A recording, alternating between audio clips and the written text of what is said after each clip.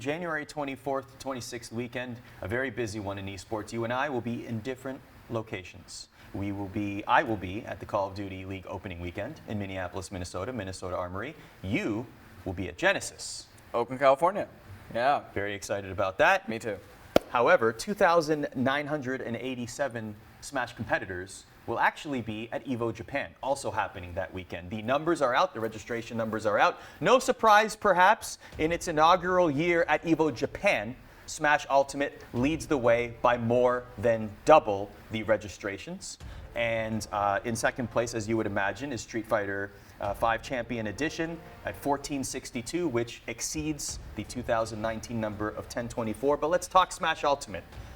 It clearly is the most popular title. I don't think it's that big of a surprise. But in terms of the competitor split, because Genesis is happening in the same weekend, how much stock are people putting into the EVO Japan tournament?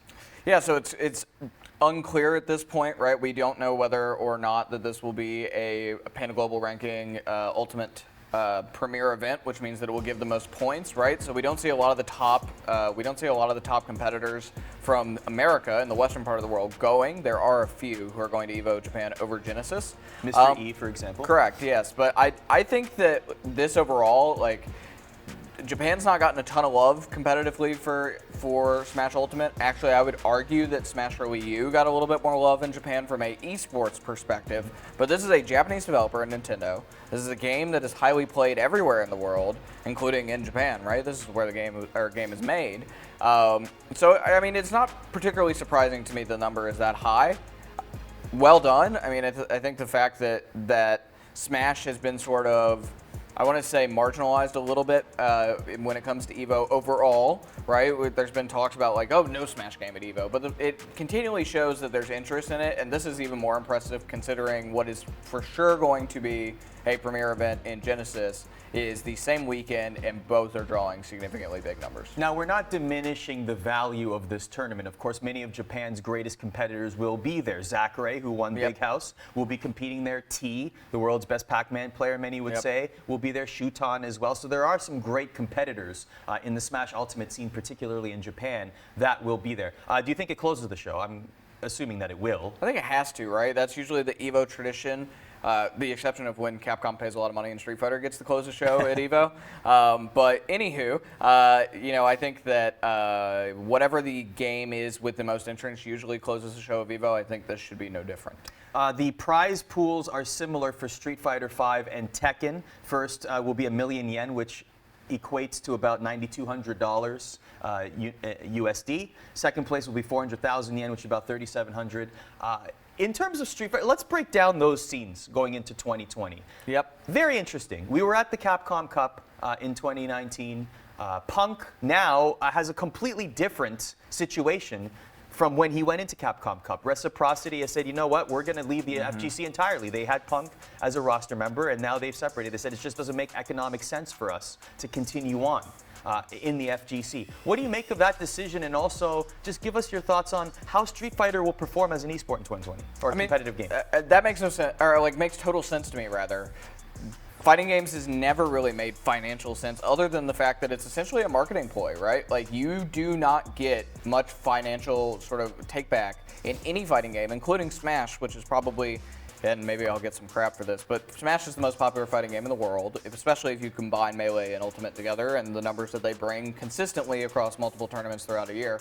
But even Street Fighter, which has a bigger circuit, more prize money because Capcom invested, same with Tekken, there doesn't make a lot of financial sense other than the fact that your logo is on a player jersey and therefore you are getting marketing. And this is why people call it, wrongly, but they call it sponsoring a player rather than he is a part of your team.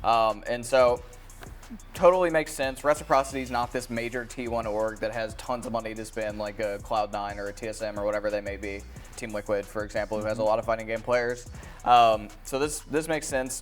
But to answer your other question, moving forward to Street Fighter in 2020, I think that Street Fighter's in a precarious position, right? So the Capcom Cup had fantastic matches, but production was really shoddy on the Saturday. Right, there was a bunch of issues with streaming and what it looked like, and the Last Chance qualifier wasn't even streamed on Friday. People were literally, Red Bull was handing out backpacks for people to stream them on their phones. Yeah, and so I think, but also like the game felt a little, I don't know if the game itself felt a little bit of stale, the scene felt a little bit of stale.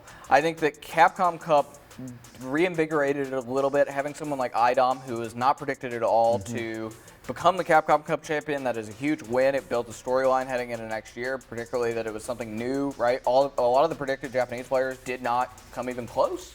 People like Bonchan were eliminated in the first round. So there definitely is a little bit more hype, I think, after Capcom Cup and heading into EVO Japan. But there's a new version of Street Fighter V coming out this year.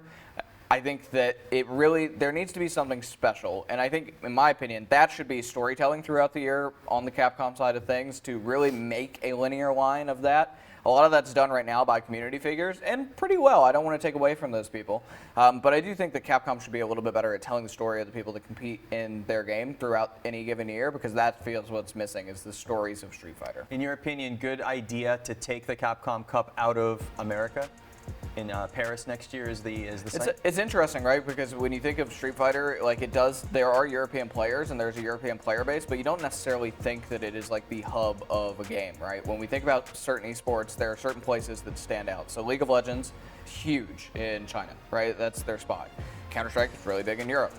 Overwatch is mostly North American at this point, and Dota 2 is China as well. So you think about these places, and you think Street Fighter, you usually think of Japan and North America. And so, yeah, taking it to Europe is different. I'm curious how they will do. I'm curious how many people will be in the live audience. I mean, we saw a very sparse live audience on Saturday at Capcom Cup. Got a lot bigger. It was not sold out at the Nova. Right. And it did get bigger on Sunday. There were a lot more people on Sunday, but on the first day of the event, it was very sparse. I'm curious how it will perform in 2020 in France. Speaking of curiosity, shameless plug, apologize, just bear with me here. I wrote an article, believe it or not. I actually put pen to paper. I actually didn't do that. I typed on a keyboard. But about Pakistan in 2020. I find it very interesting, particularly after the year they had in 2019. What will their sophomore year look like? Will that trend continue? Will these players from Pakistan be able to compete at a high level? Will they even be able to get to tournaments? Has it been easier at all for them to leave Pakistan, get visas, etc.? So I dive into this. That article's up at espn.com/esports. But before we move on from this topic, just give us some thoughts on the Tekken community as well. And will that surge continue? Will it keep its ground as a premier FGC title in competitive gaming in 2020? I think so. It's really fun to watch. The Pakistani storyline was a big one in 2019 that really made it very interesting because you never knew how well these guys were going to do because you don't have as much game footage of them, right? Because of various travel issues and visas and politics and everything else and how all that works. I do think, to answer to your first point, I do think it will be easier for the Pakistani players to get visas, particularly, we've talked about this in the past, particularly in Asia, more than the US. But people like Arslan being sponsored by Red Bull now, that is a big step forward. That is someone who can sponsor his visa, incredibly reputable company in every store nationwide, convenience store nationwide, right?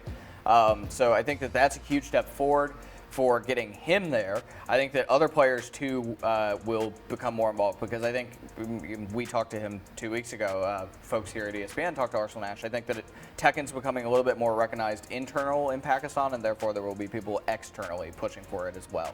Now, from the competitive side of things, I think that competitively, the mysterious shroud of Pakistan being a good region is gone. Yes. Right? They showed their hand in 2019. But that doesn't mean that there won't be new players that come out of Pakistan in 2020 who are also very, very good. Right? I think that will happen. And it sounds like, from having talked to Arslan a few weeks ago for a little bit over an hour, it sounds like the community is finally starting to get together. The top players in Pakistan are coming to meet up in centralized locations and being able to play with one another and train with one another, which is something they did not do as much this year because they wanted to have competitive edge against each other, right?